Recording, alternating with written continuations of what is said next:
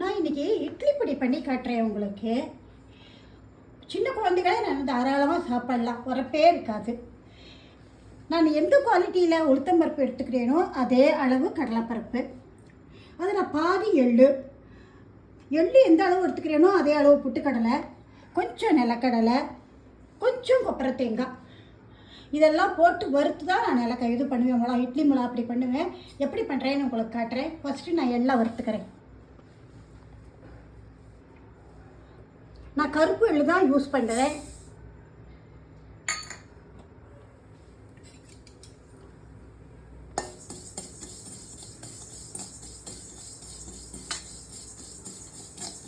இது கூட கொஞ்சம் போட்டுக்கலாம்.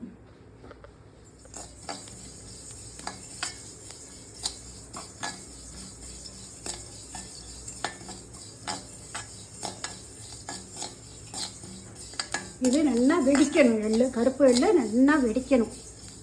கருப்பு எல்லாம் இருந்தாலும் சரி, வெள்ளை எல்லாம் இருந்தாலும் சரி, இப்போ எள்ளு வெடித்து வெளியில் வரணும்.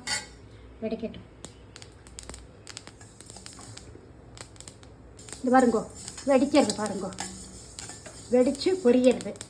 இப்போ எடுத்துடலாம். எள்ளு வறுத்துட்டேன். ஒரே 1 டம்ளர் உளுத்தம் பருப்பு எடுத்துட்டுருக்கேன். இது நல்லா செவக்க வறுக்கணும். வறுத்துட்டு காட்டுறேன். சேப்பாக வறுத்துட்டு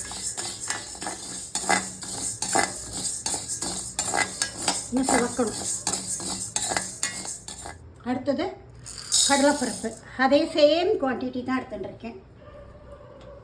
இதையும் சிகப்பாக வறுத்துட்டு காட்டுறேன்.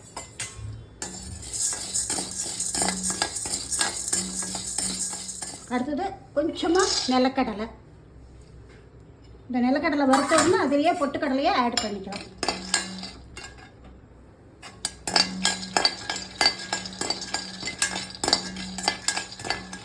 இப்போ பொட்டுக்கடலையே ஆட் பண்ணிக்கிறேன்.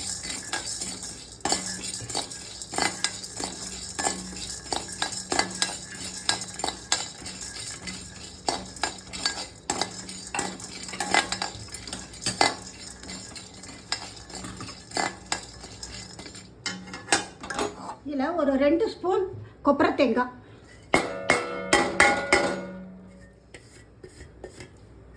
கொஞ்சம் பரட்டிக்கலாம்.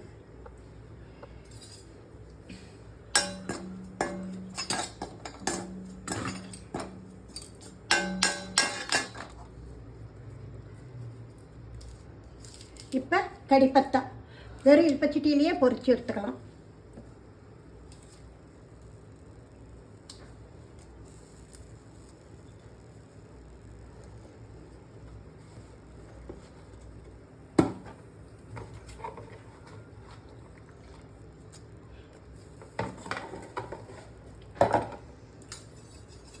என்கிட்ட கட்டி பெருங்காயம் இல்லை, நான் பவுடர் போட்டுக்கிறேன்.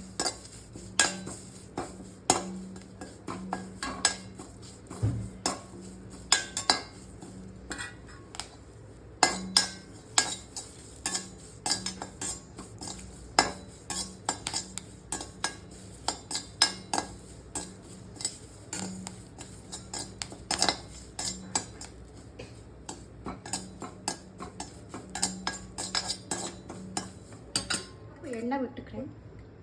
1 ட்ராப் எண்ணெய் விட்டுக்கிறேன். 1 ஸ்பூன் விட்டுருக்கேன்.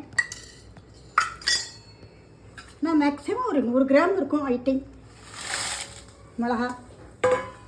நான் எடுத்துட்டுருக்கிறது உரப்பு மிளகா தான் எடுத்துட்டுருக்கேன். இது நல்லா அதே ஆல்ரெடி சுக்காவாக காஞ்சிருக்கு, வறுக்கணுங்கிற நெசசிட்டியே இல்லை. பேருக்கு கொஞ்சம் சூடு பண்ணிக்கிறேன், டக்குன்னு மசிக்கும். அடுப்பை அணைச்சிட்டேன். இந்த பாருங்க, எல்லாம் வறுத்து வச்சுருக்கேன். மிளகா இல்பச்சட்டியிலேயே இருக்குது. இப்போ எல்லாத்தையும் நான் பொடி பண்ணி உங்களுக்கு காட்டுறேன். பெருங்காயம் நான் பவுடராக போட்டுக்கிறேன். நல்லா ஆறி போச்சு.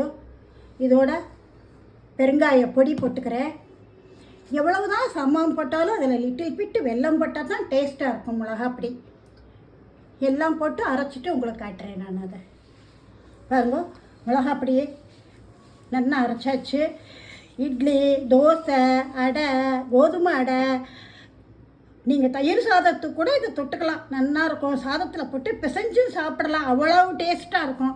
பண்ணி பாருங்கோ, சாப்பிட்டு பாருங்கோ. பாருங்க, மிளகா அப்படி அரைச்சல்ல அதில் லிட்டில் பிட்டு வெல்லம் போட்டுக்கோங்க. அப்போ தான் இந்த சம்மருக்கு சரியாக இருக்கும். ஜென்ரலாகவே வெல்லம் போடணும், அப்போ தான் நல்லாயிருக்கும். எத்தனை தான் இட்லியை சாம்பார் சட்னியோடு சாப்பிட்டாலும் மிளகா அப்படியோடு 2 சாப்பிட்டா தான் அதோட டேஸ்ட்டே தனி.